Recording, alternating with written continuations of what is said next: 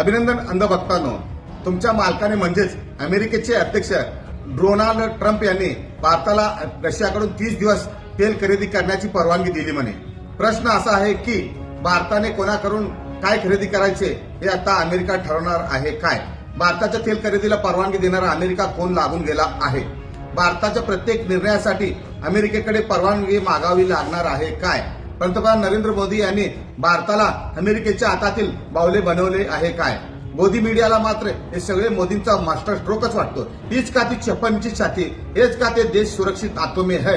आज अशी परिस्थिती आहे की मोदी सरकार अमेरिकेसोबत कॉम्प्रोमाइज करत आहे। ऑपरेशन सिंदूर थांबवण्याचा निर्णय असो किंवा भारत अमेरिका व्यापार करार असो, सगळे काही अमेरिकेच्या दबावाखाली होत असल्याचे चित्र देशातील जनतेला दिसत आहे। आज प्रश्न प्रत्येक भारतीयाने विचारायला हवा की अमेरिका भारताचा मालक झाला आहे काय?